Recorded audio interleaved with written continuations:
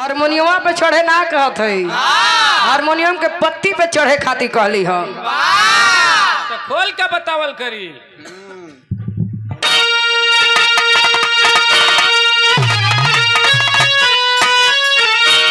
तो शेर से शेर जब फिर गया जंग में, तो उसको अपनी कर्जा खुदा याद है। आय अपने माँ बाप का नाम रोशन करे, कौन धरती पे ऐसा औलाद है जिसकी छाती हिमालय की चट्टान थी, खोब में है जिसके लहू का पता।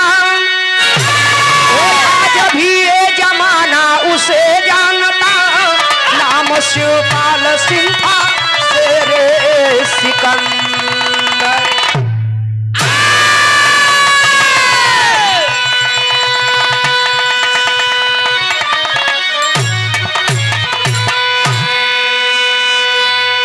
एक लाइन कवि जी कव्वाली के भाव में इशारा कैलन है। कव्वाली कौन हो मास्टर? कौन हो?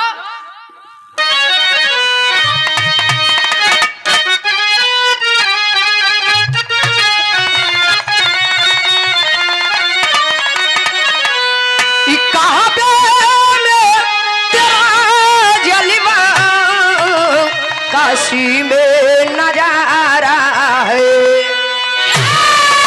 ई कहाबे में तेरा जलवा, काशी में नजारा है। हमें ये भी प्यारा है, हमें वो भी तो प्यारा है। ई कव्वाली तो आप लोग बहुत सुन ले हुआ, तनी सा भाव पे आवा कैसे?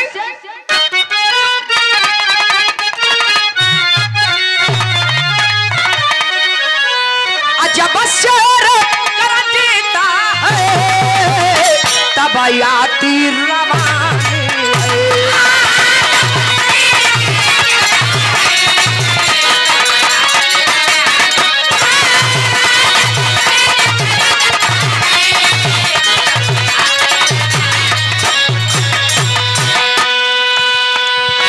जब शेर कर देता है तब आती रवानी है। जब जोर पे जोर चढ़े जग जाती जवानी।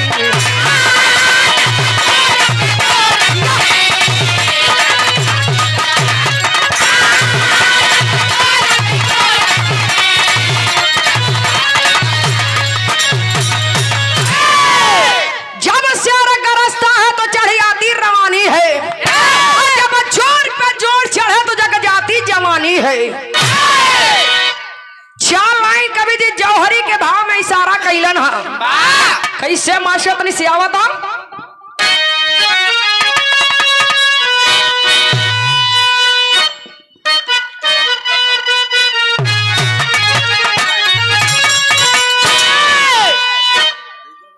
हेलो हेलो उठाओ भैया कसम बंद कर देता जब बहादुर भाई कड़ा है।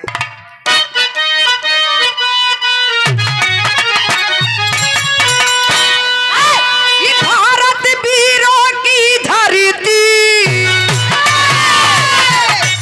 शेरों का जहां घराना, लंबे गूंजे किलकारी, वंदे मातरम तराना, अयोध्या की राजधानी, शीलपुर पावनी, डडवाइया सुहावनी, उसी गाँव में ठाकुरी, तलाशी तूफानी, चला जिनका ये बेटा सिंहासन।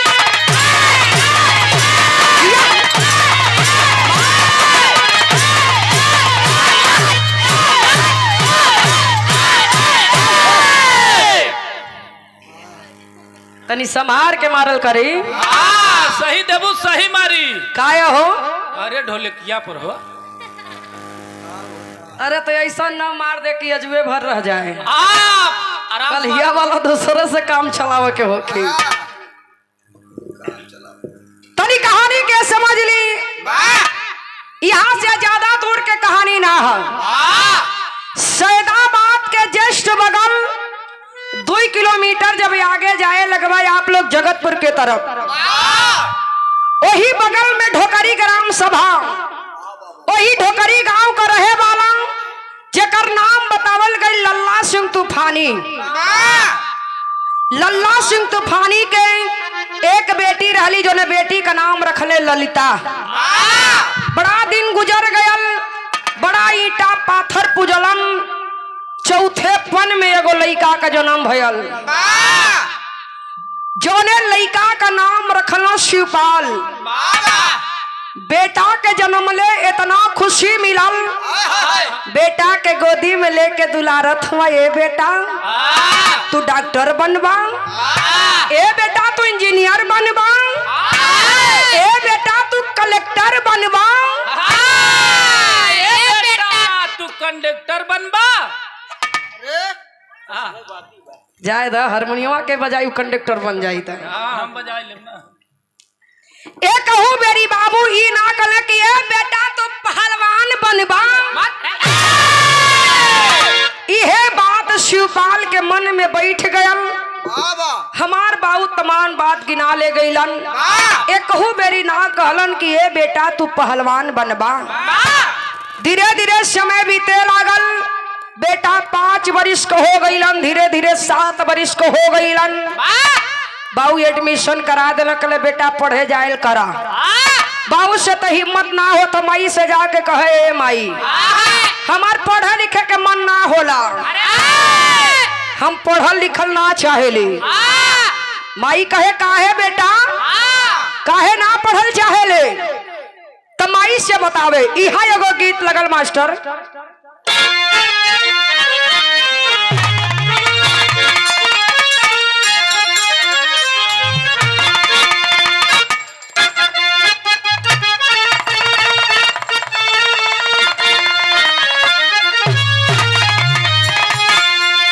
किसी भक्त ने माँ के दरबार में जाके माँ से कहा है, क्या कहा कि सोनाली की हमनी के भुला गइल माई हो।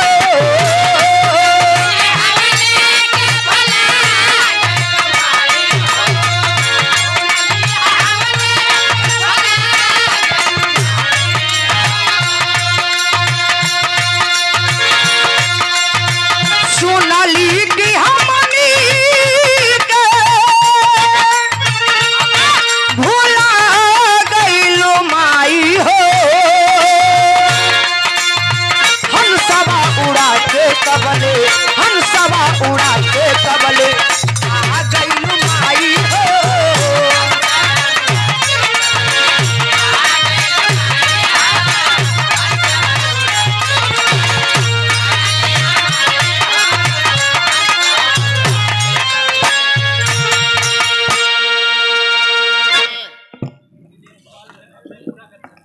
और ये दिनेश पाल रेपुरा करछना से 51 रुपए का पुरस्कार, बहुत बहुत प्रणाम।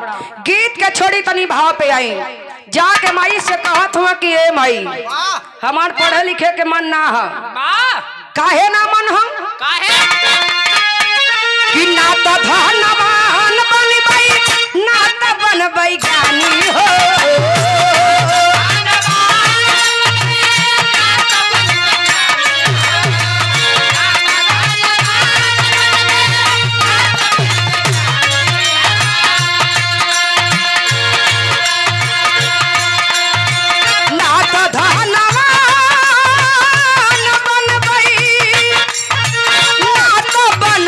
ज्ञानी हो, करब ना पढ़ाई माई, करब ना पढ़ाई माई, करब पहलवानी हो।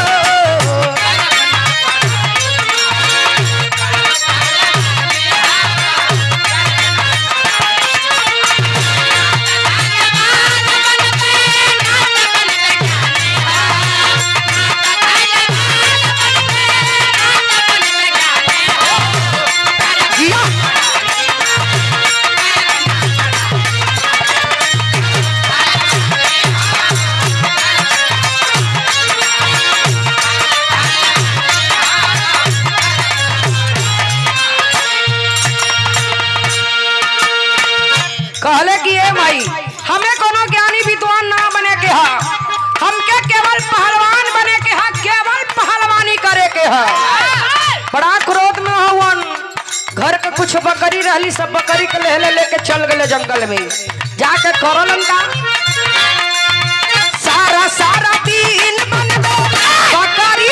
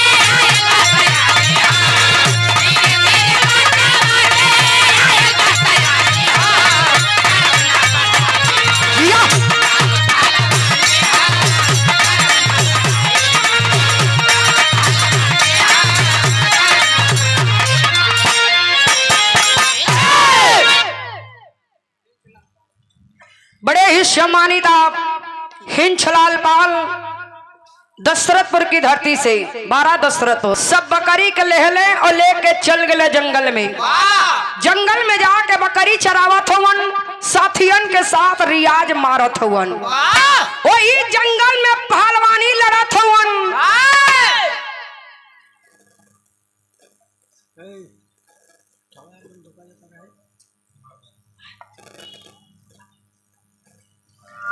और ये बहुत ही सम्मानित पुरस्कार हमारे बड़े फुफ्फा विनोद पाल फुफ्फा जी आपकी तरफ से सम्मानित किया गया। सुंदर पंखुड़ियों में गुथा हुआ पुष्पहार, सुंदर ये अंग वस्त्र और ये 1100 रुपए का पुरस्कार देकर सम्मानित किया गया। फुफ्फा जी के बहुत बहुत प्रणाम, सब लोगों के बहुत बहुत प्रणाम। हम लोगन का पलक की बा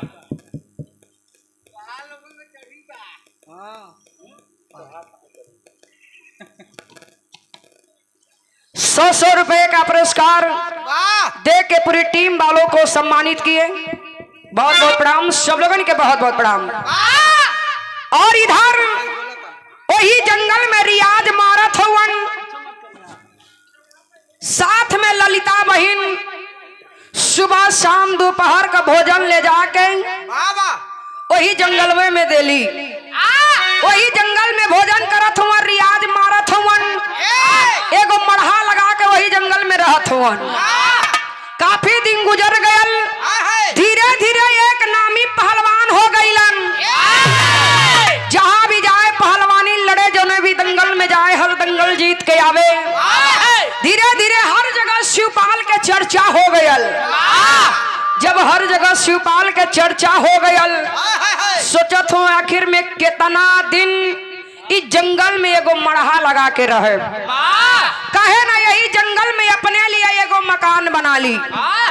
विचार बदलल, मकर संक्रांति की रात्रि में कैलन का गीत बदल गई मास्टर।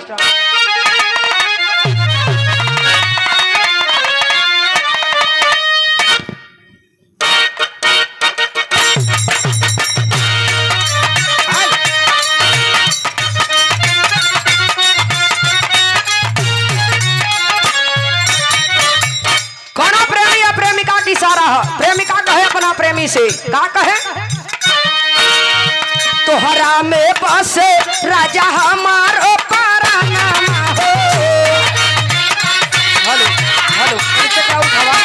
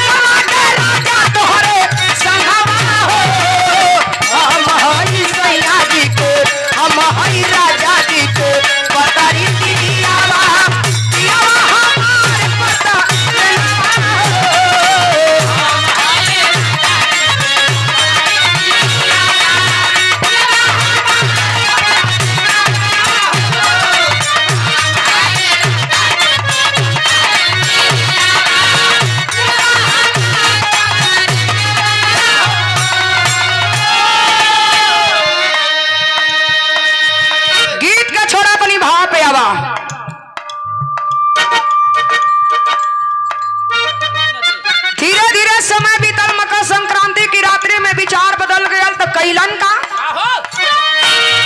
वीर शिवपाल सिंह सोचे अपने मानवा में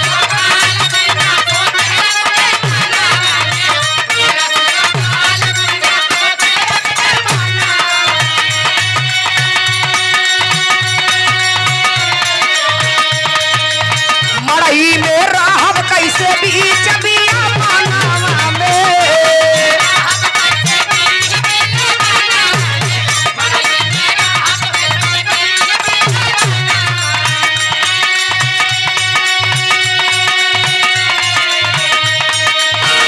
लिहला फरूहा उठाई मरने के खोलाई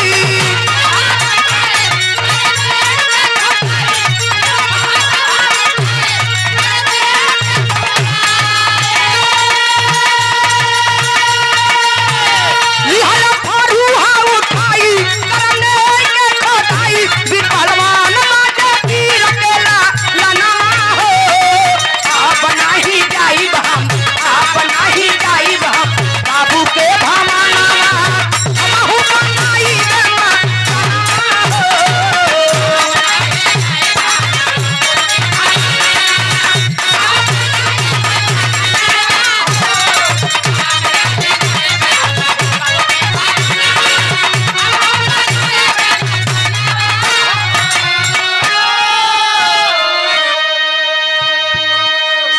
विचार बदल गया मकर संक्रांति की रात्रि में 12 बजे हाथ में फरुहा लेके नई को खुदाई करे लगलन।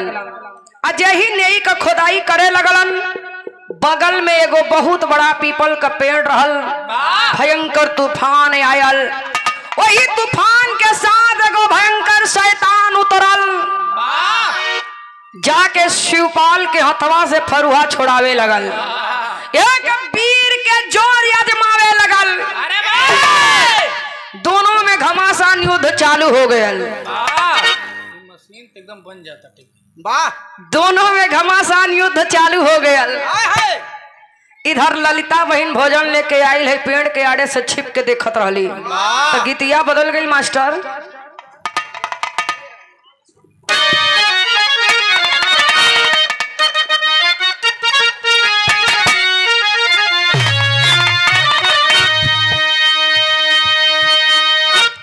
करो मेहरारू अपन मरद के पाके कहे कि जैसन सोचल रहनी तो जैसन सोचल रहनी वैसे पियवा मोर बाड़े सावर न गोर बाड़े हो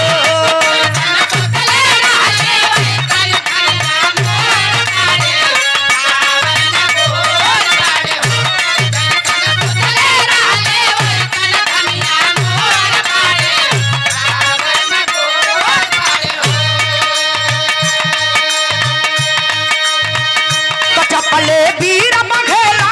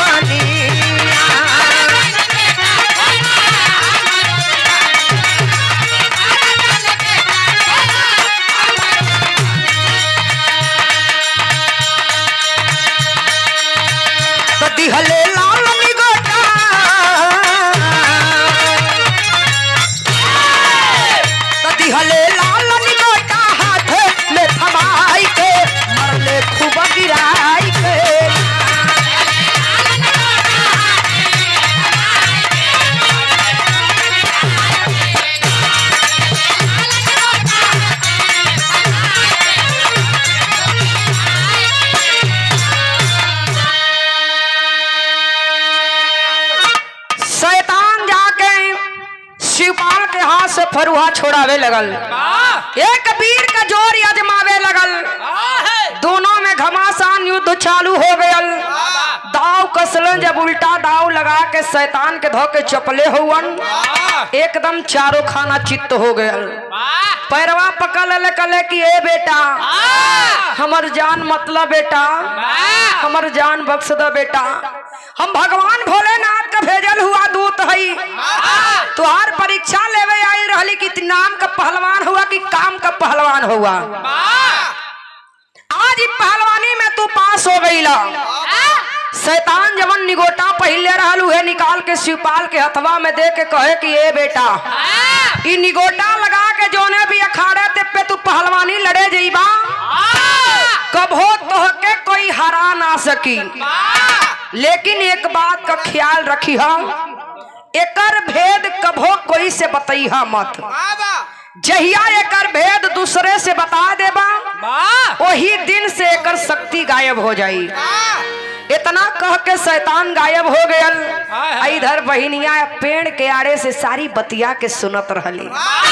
बहिनिया पर नजरिया पड़ल तो जाके शिवपाल समझावे। कैसे समझावे? गीत बदल गई मास्टर।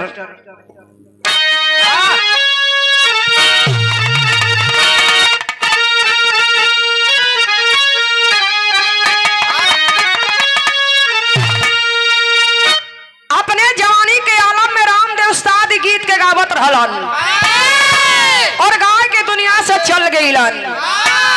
तू लोग कब चल बा? अरे यहाँ से गा के हो तो ऐसे ऐसे कहा। हम सोचे कि गुरुदेव के लगे पहुंचावल चाहत हुआ। देखा आई कोरस वाला तो नहीं देखला। ना चला देखा था, देखा आई वाला देखा दोनों तन टेबल करे है में। हेलो हेलो हेलो हेलो तन टोन बना दे कर, टोन बनावा। अब ए मास्टर बढ़ाओ तैसे टोल लगावा बा।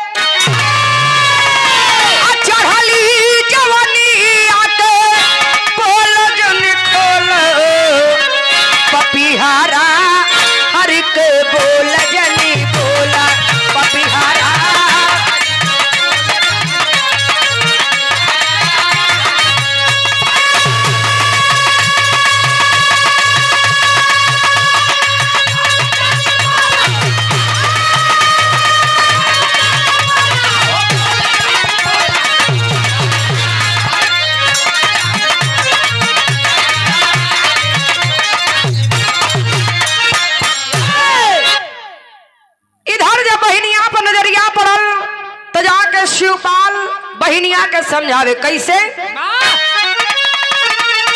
आई अपने बिरना माटे, आई अपने बिरना माटे कसम तो खाओ बहिनिया क्यों से भेद जिन बताओ बहिनिया।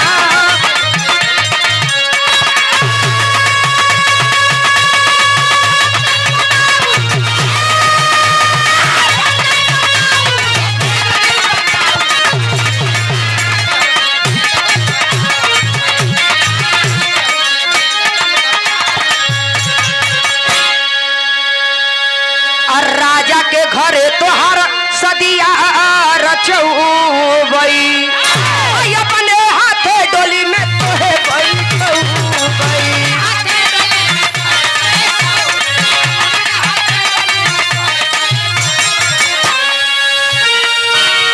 आ खुशी खुशी ससुरे में, आ खुशी खुशी ससुरे में जिंदगी बिताऊ बहिनिया कैसे भेद बताऊ।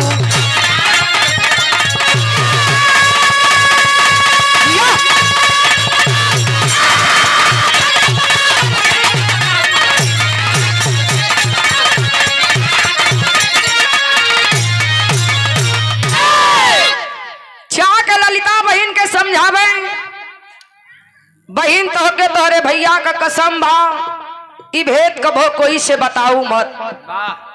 जोने दिन कर भेद बता दे वही दिन से कर शक्ति गायब हो जाई। बढ़िया घर में तुहार शादी रचाई। ललिता बहन का शादी खोजत खोजत गईलन कहा मिर्जापुर बबुरी बन के गाँव। मिर्जापुर बबुरी बन के गाँव ललिता बहन का ब्याह कैलन। ललिता बहन अपने ससुराल में गईलिन। आके वही जंगल में एगो डाल पे बैठ के डाल ओना के बकरी के चारा खियावत हुआ। तबले एगो अंग्रेज का चमचा जेकर नाम बतावल गई लुट्टा सिंह पंजाबी आता है उसी जंगल में आवाज दे के बुलाता है, कहता है अरे ओ बकरी चराने वाले, अरे ओ बकरी चराने वाले।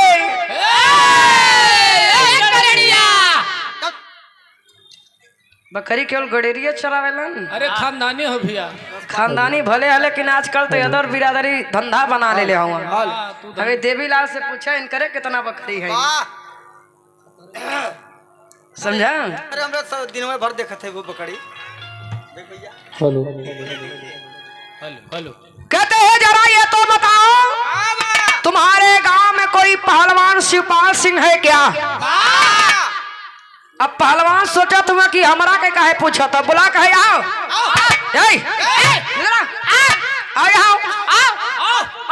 अरे मर्दे हम बुलाओ थी उतना कम है का कि जब तू हम लोग संगे बुलावे लगला। सहयोगी कहते आओ इधर आओ, आओ डाल पे बैठ के डाल उना के मेरे बकरी का चारा खिलाओ। मैं जा रहा हूँ शिवपाल सिंह को बुला के लाऊंगा। आज यही अंग्रेज के चमचा के बुलौलन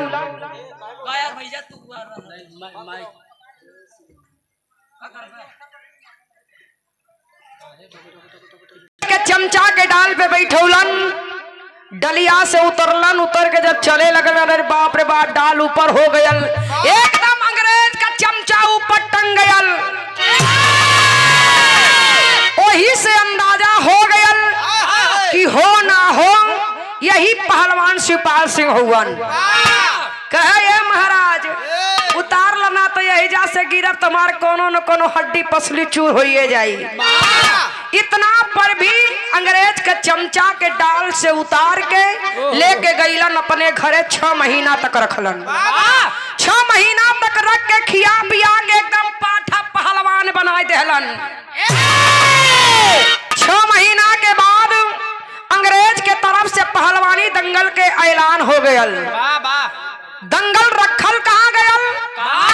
बख्शी बांध इलाहाबाद दारागंज में। दंगल का इनाम रहल कि जे भी लुट्टा सिंह पंजाबी के हराई ओके 5 गांव तमाम रुपया पैसा हीरा जवाहरात इनाम में मिली। जब इतनी बतिया सुनलन तो शिवपाल हुए बरदानी निगोटा चढ़ौलन, रियाज मारत की चलन। कैसे मास्टर? तेरी के भाव में कहना बा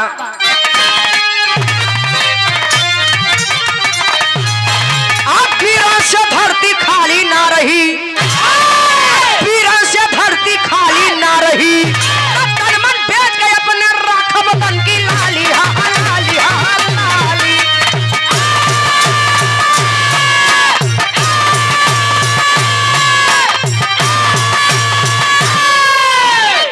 तन मन बेच के अपने राखब बन की लाली, वीरों से धरती खाली ना रही।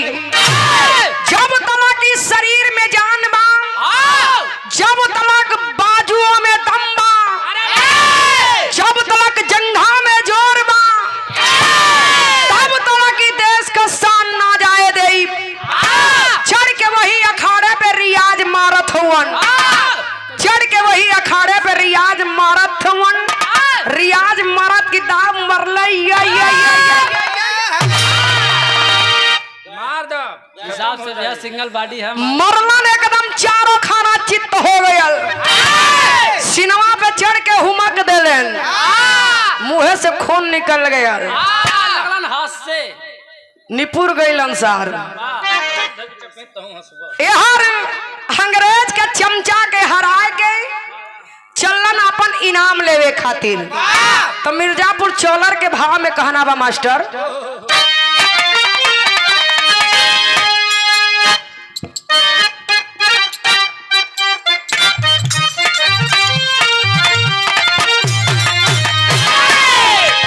अबारी उमर कमर लचकनिया,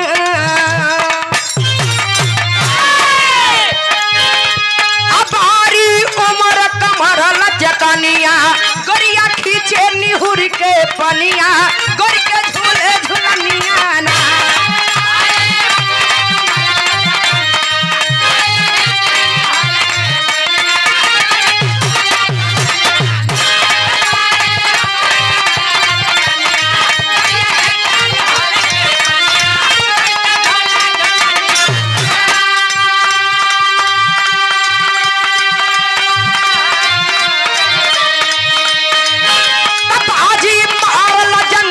कसी के पहलवानवा हो जवनवा, जाहिर भइले जवनवा ना।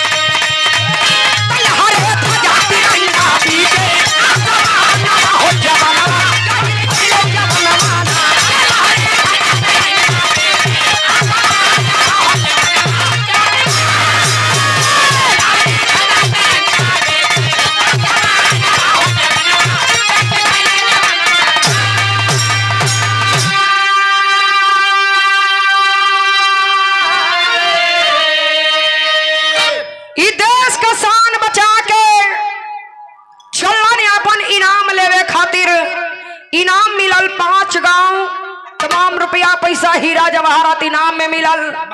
इनाम लेके घरे आ गईलन।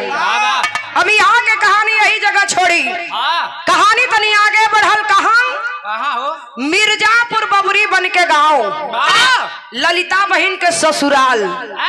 जितना पहलवान शिवपाल रहलन ओसे कम ललिता बहन ना रहली।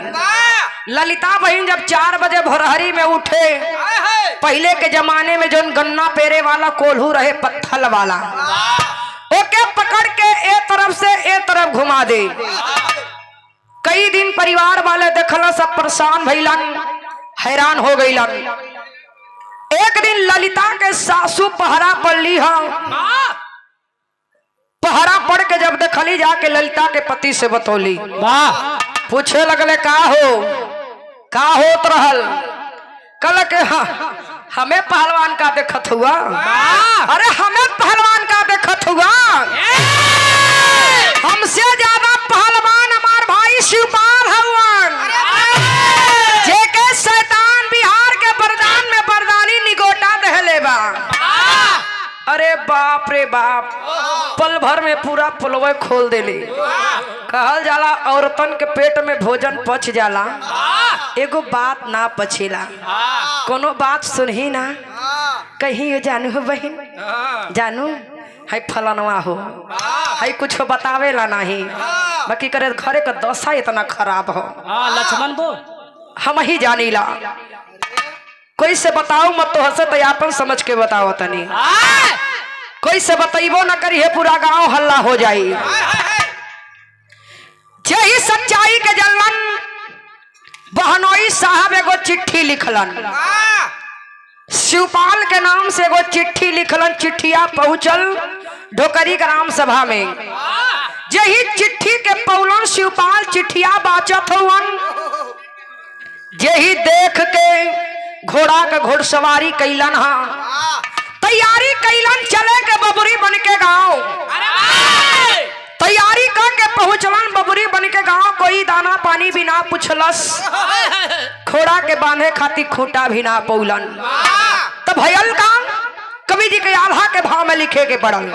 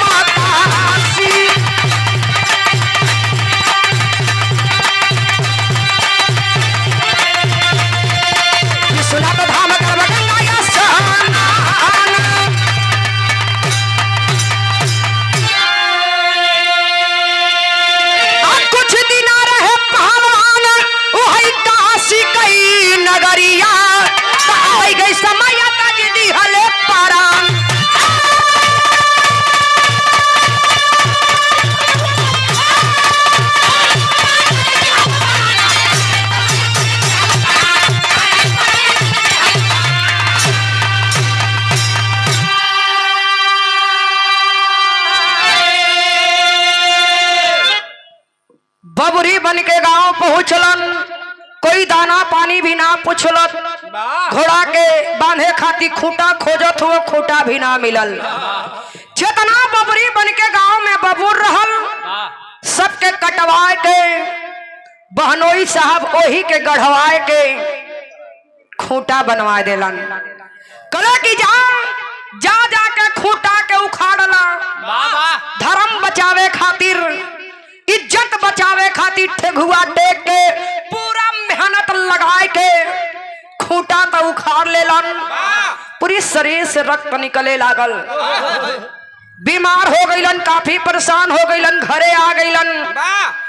एक दिन रात्रि में सपना देखत हुवन, परिवार वालों से कहले कि ले चल के हमें काशी नगरी में छोड़ दा। गईलन काशी नगरी में, गंगा स्नान कईलन, काशी विश्वनाथ दर्शन कईलन, कुछ दिन काशी नगरी में बितौलन। तब हयल का आखिरी प्रमाण में कहना बा,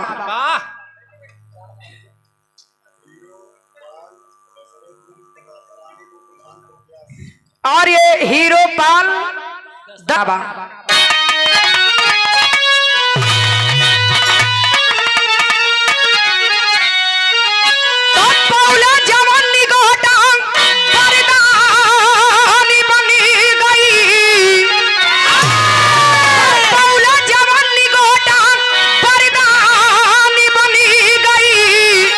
जुग जुग गावे खातिर अमर कहानी बन गई।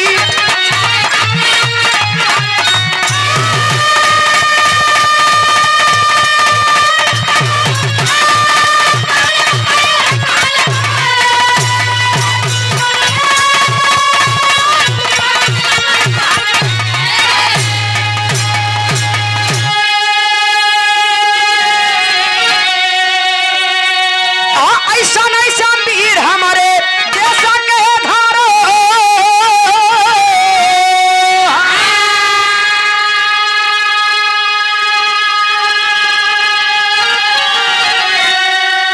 कीर्ति विख्यात बन जम के जैसे मोहर।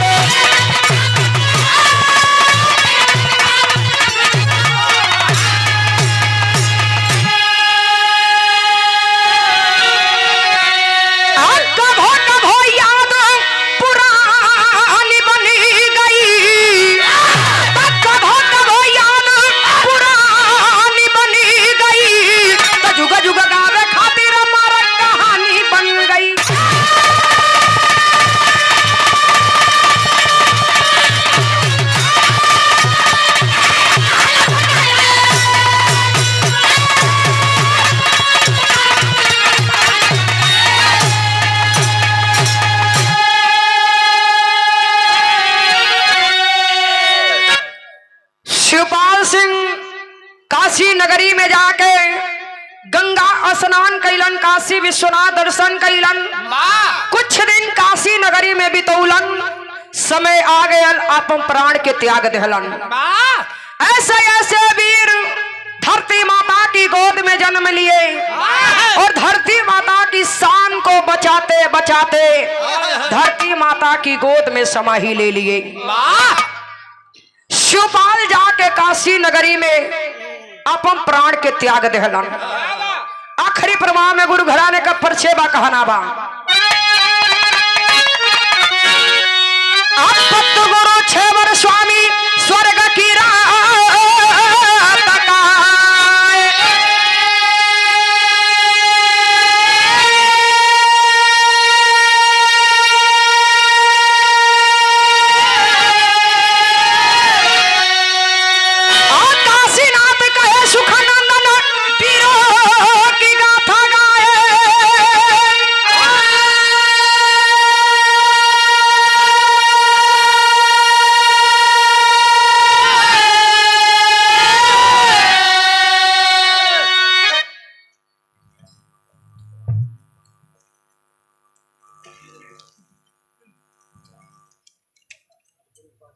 कहाँ से बंद कर दिया भाई? बड़े ही सम्मानित आप अरविंद पाल श्रीयारी की धरती से सुंदर पंखुड़ियों में गुथा हुआ पुष्पहार और ये 500 रुपए का पुरस्कार। हरन में तोहरे आवाज खत्म। बड़े ही सम्मानित आप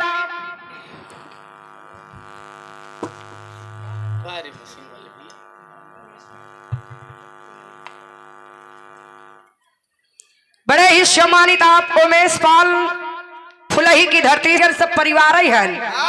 हमरे बबलू भैया जाए के सीकी ससुरारी में रह लगे कुल परिवार ही न है।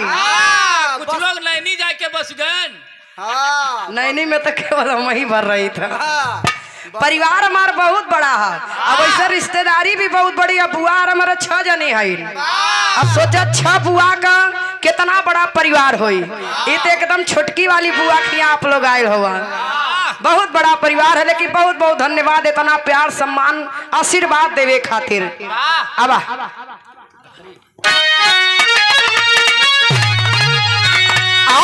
से धरती खाली ना रही।